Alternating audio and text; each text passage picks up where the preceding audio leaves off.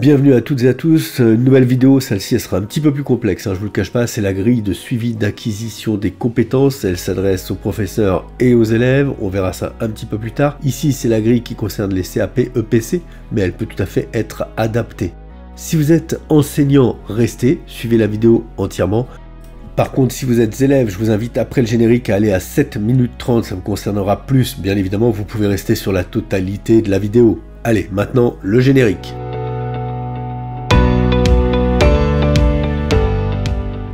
Alors on va commencer tout de suite avec les étapes de cette vidéo. Il y aura d'abord le lien pour récupérer le fichier, comme ça vous pourrez le récupérer et puis travailler en même temps dessus. Il y a les compétences à évaluer, vous verrez ce qu'il en est, et puis enfin la grille en elle-même. Ensuite il y a le lien dans la description, donc là vous pouvez tout de suite aller télécharger, mettez en pause la vidéo éventuellement. Pour la récupérer, il suffit de faire fichier, créer une copie, vous créez une copie dans votre drive à vous. Il est possible que Google vous demande d'accorder les droits, bien sûr, vous les accordez. Avant de passer sur le PC pour regarder la grille, je tenais à vous remercier de regarder mes vidéos, ça me donne du courage. Plus vous êtes nombreux à regarder, évidemment, plus je me dis, ça sert à quelque chose et je continue à en faire. Donc merci à vous. Allez, on est parti, on attaque la grille de suivi d'acquisition des compétences. Eh bien nous voilà face à la grille et on va essayer de l'analyser, de la découvrir un petit peu. Donc la première page, le premier onglet, c'est la préparation pour tout le reste. Donc ça en général on le fait une seule fois au début de l'année et on n'y touche plus pendant le cycle entièrement. Si on a un élève plus tard ou des collègues, on va voir comment on peut faire, mais on ne touche plus normalement à la création. Donc ce document a pour objectif de permettre de suivre l'évolution de chaque élève. Chaque compétence peut être évaluée jusqu'à 5 fois, ce qui semble être raisonnable étant donné que l'on s'appuie sur sa marge de progression jusqu'à la complète acquisition ou pas des compétences. Alors ici la ligne 4 c'est les noms des enseignants, donc par exemple la Mouyal, et puis prof 2 on mettra le nom de l'autre enseignant, prof 3, en général 2 ou 3 enseignants en vente, et puis si l'année suivante il y a d'autres enseignants, on les placera en prof 4, prof 5 et prof 6, et on n'enlève pas ce qui a été fait pendant la première année ou même pendant une première moitié d'année, peu importe, on n'y touche pas parce qu'en fait ces noms vont s'incrémenter plus tard, et ça permet d'avoir une trace de qui a évalué. Ici, il y a la liste en ligne 6, la liste des noms des élèves de la classe. Alors j'ai essayé de simplifier pour que ça incrémente automatiquement les prénoms des élèves en bas dans les onglets, mais sinon on le fait à la main et ça va aussi bien, ça marche bien. Alors 1. Entrer les noms des enseignants dans les cellules D4, E4, c'est ce qu'on a vu. Il y a 6 cellules en cas de changement d'enseignant. Ensuite, en 2, on copie la liste des élèves qu'on a récupéré dans un fichier CSV ou autre. On les copie ici entre B8 et B37. Donc par exemple ici on a élève 1, élève 2, là j'ai mis une liste pour s'entraîner. Si je prends hop, CTRL C, donc je copie, je viens le placer ici. À présent j'ai bien des noms d'élèves, je vais lire, cliquez sur extension dans la barre des tâches, app script et exécuter. Donc en haut dans la barre des tâches, extension, app script. Je patiente, il y a le script, exécuter. Et normalement, ça devrait s'exécuter sans problème. Parfois, il y a des droits, il demande l'autorisation d'accéder à justement au macro ou autre, on accepte, il n'y a pas de souci, et on laisse tourner. Exécution terminée. Donc, on peut fermer la partie extension, et on revient sur notre grille, et on voit qu'en bas, tous les onglets ont été renommés avec le nom, donc c'est ici pour cliquer pour revenir, voilà, préparation, et on peut le refaire dans l'autre sens, donc par exemple si ici j'ai élève, élève 1, on va mettre tout ça jusqu'ici, élève 30, on retourne donc extension, app script, ça ouvre un nouvel onglet, ensuite exécuter. On laisse le temps que ça s'exécute tranquillement. Une dizaine de secondes. On peut fermer, hop, et on revient sur la grille. Et en bas, il y a le nom des élèves. Alors parfois, ouais, ça met un peu de temps à arriver. Parfois, il faut rafraîchir, mais bon. Voilà, on a bien tous nos élèves, pas de problème. Donc ça, c'est parfait. Ensuite, si je reviens sur la première partie, donc ici, préparation. Donc normalement, là, nous avons préparer nos onglets pour tous nos élèves. Si jamais il y a un nouvel élève qui est affecté, on va le changer, on peut l'ajouter, on va dire ici. Par exemple, si on avait 23 et qu'il y a un 24e qui arrive, eh bien, on avait laissé 24, 25, 26, 27, 28, 29, 30 en élèves. Ici, on avait des vrais prénoms, ou des vrais noms. Le 24e, eh bien, on met un vrai nom et on peut relancer. Mais surtout, on n'en enlève pas à l'intérieur.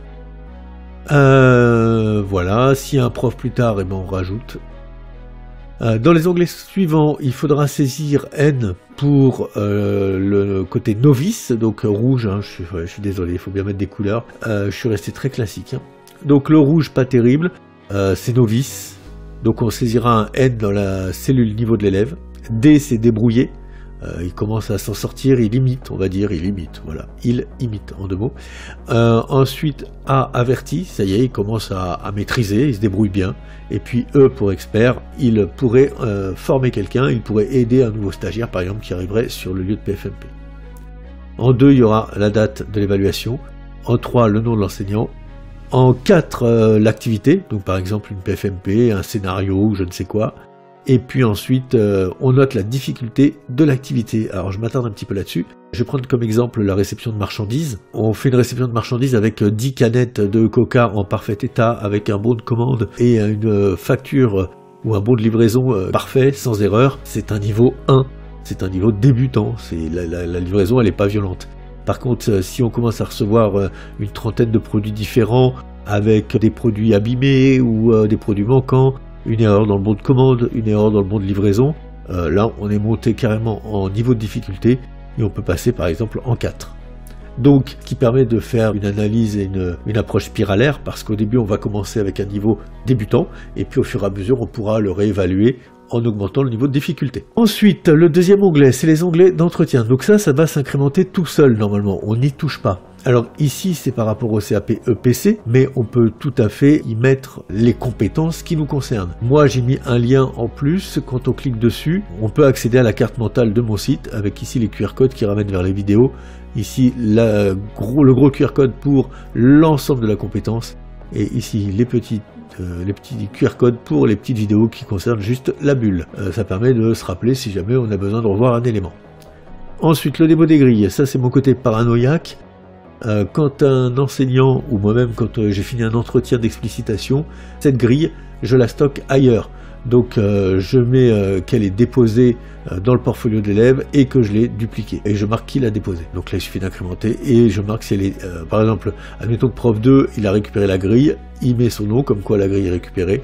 Et moi, quand je l'ai et que je l'ai dupliqué sur un drive, bah, je clique dupliquer. Comme ça, au moins, la grille, on l'a 2 fois. Ensuite, et c'est là ce qui va nous intéresser le plus, élève. Donc là, ici, on retrouve nos compétences, le petit rappel des étapes. Je prends l'exemple de tout à l'heure, donc c'est moi, admettons, qui l'évalue, à la date aujourd'hui du 4 février, admettons que ce soit un élève de première année, voilà, on a fait une petite première réception, et c'était un entraînement, par exemple, pour nous, le Brassin Shop, c'était un niveau de difficulté 1, parce que voilà, c'était vraiment pas violent, mais l'élève s'est bien débrouillé, admettons, et il est averti, on met un A. Entrée. La couleur passe au vert, comme ici, et l'avantage, c'est qu'une fois que c'est fait, il suffit de retourner voir dans les grilles d'entretien, et on voit que l'élève a passé un entretien, la réception, et il a le niveau A. Et donc, ainsi de suite, ça va pouvoir se remplir tranquillement, et ce, pour chaque élève. Ensuite, admettons qu'ici, admettons qu'il passe expert avec le prof 2 à la date du, moi je sais pas, du 20 avril, alors, je sais même pas si c'est possible le 20 avril, si c'est pas un dimanche, c'est pas grave. Pour une activité, bah, admettons toujours le Brassin Shop, avec un niveau de difficulté, par exemple, de 4. Hop. Si on retourne voir ici l'entretien, il est passé au niveau de compétence supérieure. Donc ça, c'est quand même très intéressant. Et là, je me lance à l'aventure parce que je ne sais plus du tout ce que j'avais fait. Et si on en arrivait à se dire, ouais, mais il a fait un entretien qui n'était pas bon, novice, alors honnêtement, moi, je trouve ça bizarre. Alors, admettons, hein, et puis là, ce soit le 21 avril, voilà. Toujours l'activité Brassin Shop, il l'a complètement loupé, niveau difficulté 4. Ici, quand on vient voir l'entretien, c'est novice. Mais sincèrement, quel est l'intérêt? Enfin, moi, je comprends pas. Un élève qui aurait été bon et voire excellent, il ne devient pas mauvais du jour au lendemain. Là, c'est à nous aussi de nous dire, attends, pourquoi il l'a loupé? Qu'est-ce qui se passe? Donc voilà, là, c'est appel au libre arbitre. Donc voilà, ça j'efface. Hop, terminé. Donc, une fois que tout est rempli, ça nous permet d'avoir ici une vue d'ensemble qui peut permettre de motiver les autres élèves en disant oh, tiens regarde t'es bien, ou alors un autre qui est pas terrible on lui dit ouais, il a les temps, tu vois, quand on dit qu'il faut accélérer, voilà pourquoi. On peut lui montrer exactement les raisons, les entretiens qu'il n'a pas suffisamment fait, les fiches de support qui ne sont pas prêtes et donc il ne peut pas passer les entretiens. Parfois on les filme sur place, on les filme dans l'activité, on peut échanger avec eux directement, voir s'ils ont compris, s'ils savent pourquoi ils font les choses, mais ça c'est par rapport à la grille qu'on a vue d'entretien d'explicitation qui était sortie au mois de janvier je crois. Donc voilà. Cette grille, donc elle va être mise à disposition, elle est mise à disposition sur un drive. Pour la récupérer, il suffit de faire fichier, créer une copie, vous créez une copie dans votre drive à vous, et puis ensuite vous autorisez les droits. Si vous ne voulez pas de la macro, il n'y a pas de problème, clic droit, renommer chaque onglet, et puis vous renommez les onglets, c'est terminé. Voilà. J'espère que cette grille vous permettra d'évaluer vos élèves. Si vous êtes vous-même élève, j'espère qu'elle va vous permettre de comprendre un petit peu comment ça marche. Ça vous permet de voir un petit peu où vous en êtes. Ça fait comme un carnet de bord en fait, pour savoir ce qui a déjà été fait. Et moi, ce que j'invite à faire, c'est qu'en général, la fiche de travail, la fiche QQCP pour chez nous, il la met dans le portfolio en même temps qu'il a passé l'entretien. Comme ça, on sait que cette grille, elle est faite. On peut voir aussi, alors ici, qu'on peut donc l'évaluer, j'avais dit 5 fois, 3, 4, 5, voilà, 5 fois. 5 fois la même compétence, je pense que c'est pas mal. Voilà, j'espère que cette vidéo vous aura été bien utile, et retour dans la vidéo YouTube.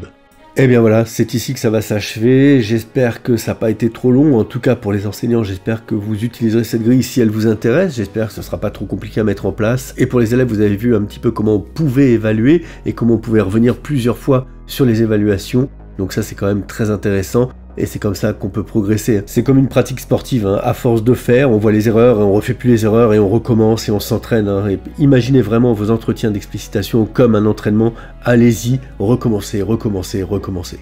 Si vous êtes enseignant, partagez avec vos élèves, partagez avec vos collègues. Si vous êtes élève, partagez avec vos camarades, si vous pensez que ces vidéos ont un intérêt pour vous. Abonnez-vous, pensez à liker, à commenter et à partager.